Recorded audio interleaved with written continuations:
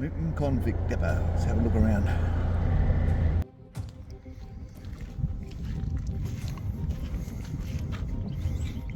Port Gregory Convict Hiring Station. We invite you to explore the only remaining site where it is still possible to view how a convict hiring depot was laid out and functioned in the 1850s in Western Australia.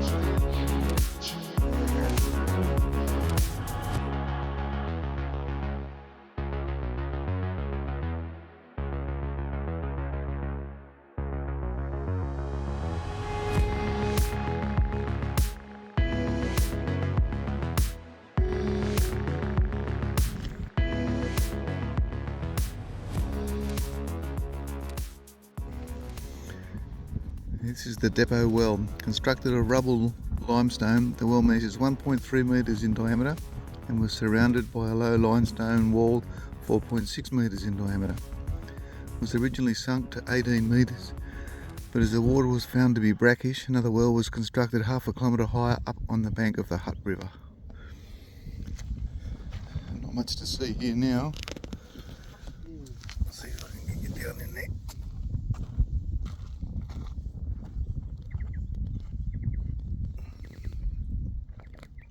There we go, focus. I've covered all bases here and enter at your own risk. Depot building, measuring 17 metres by 9 metres, was completed in 1856, shortly before the whole complex was closed. Until then, the men slept under canvas. Designed to accommodate up to 80 men, a double row of hammocks would have been needed. Mess arrangements are not known. Let's have a bit of a look in here.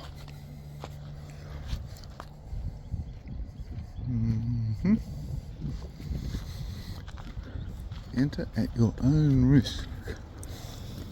Okay, whoa, look at that.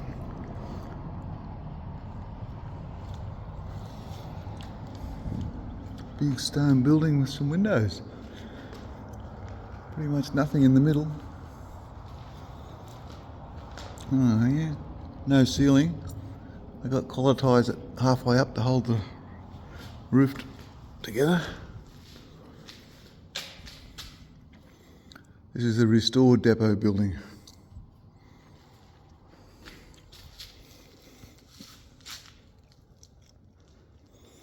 Here's some photos of the original one.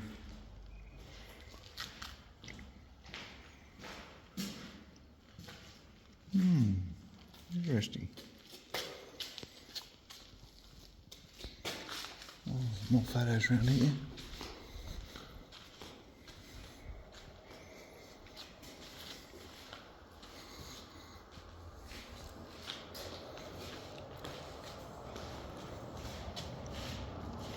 (1960) restored. Oh, it's the farm stays part of it. Oh, check that out. That's pretty cool. Although the hiring depot was not a primary place of incarceration, provision was needed for offenders requiring short-term imprisonment or those awaiting transport to Fremantle for more serious offences. A temporary wooden structure served this purpose until the jail was completed. Cells each measured 1.2 by 2.2 metres. So, the jail, eh?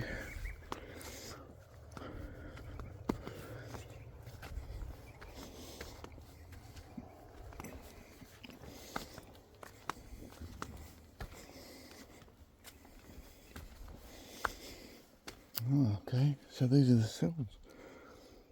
Yeah, they're not very big.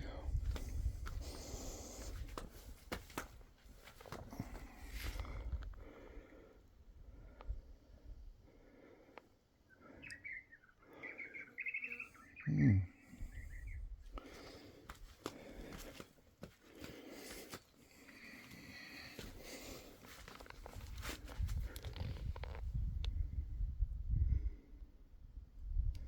One, two, three, 4 cells.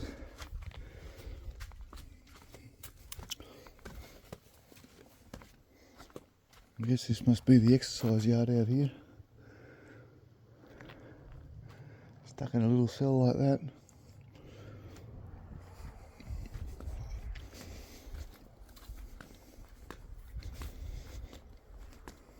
Yeah, maybe there's 2 extra cells out here.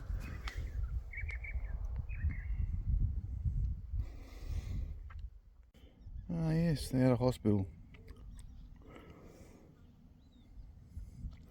Completed in September 1855, the hospital, measuring 10 metres by 5.5 metres, was to serve not only sick and injured convicts, but also mine workers, pensioner guards, their families and settlers in the region. A medical officer, Joseph Horrocks, was stationed at the depot.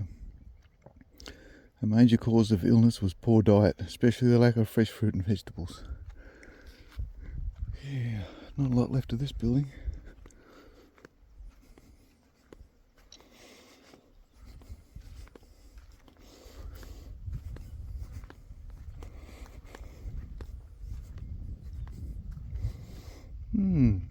That's the site, basically.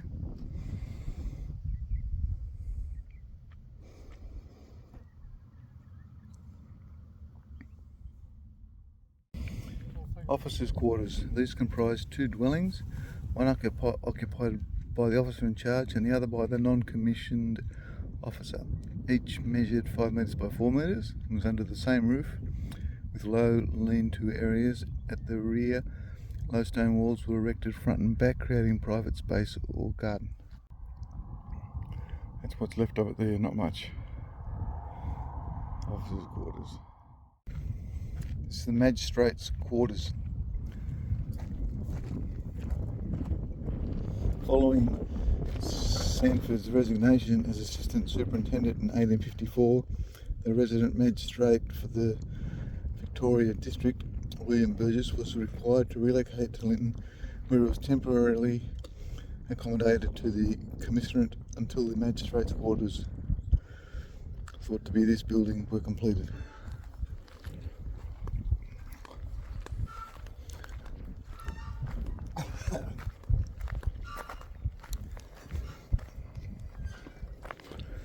Big step at the front. They must have been tall people back in the day. They had a balcony. Yes, probably did have a bit of a deck out here. Not big. It said it had a courtyard at the back or something. Well, it's got a fireplace. And it's just a room. Let's have a look around the back.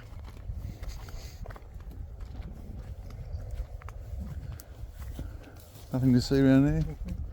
Anything to see around the back? No. Nothing much these days. This could be a nice place to go. Linger, Longer and Lynton. Sanford House, built 1853. Stable, museum, mill, cemetery, farmstay, caravans and camping.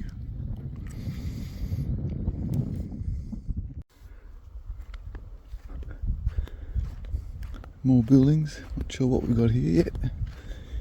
There is this museum. Oh, okay. Let's see what it's got to say about the museum. Stables and barn. Building dates from the 1850s. A broad arrow on the east wall is said to be a convict mason's mark.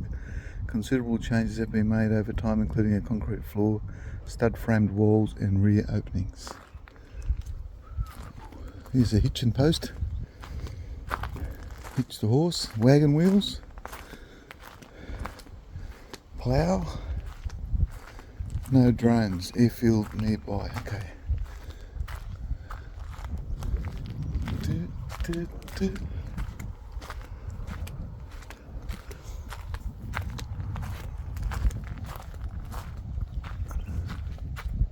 Henry Sanford Stables, 1853. Knock, knock. Oh, wow. Oh, look at the hand tools up there. Look, there's all the horseshoes above the door, facing up to keep the luck in.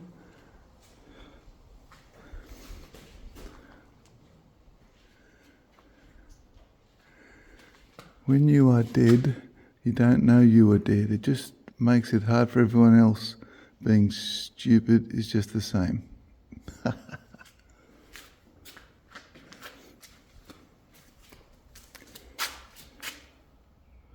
Artist's impression.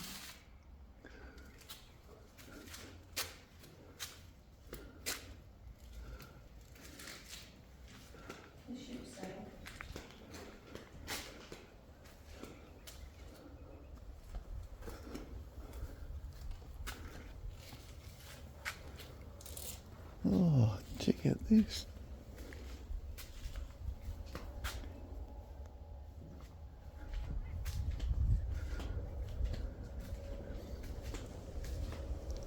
Sam Phillips buggy, 1915. She's a beauty.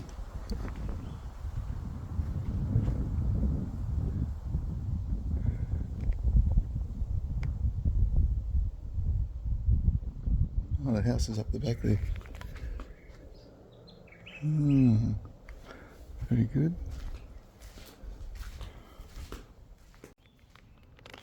Action.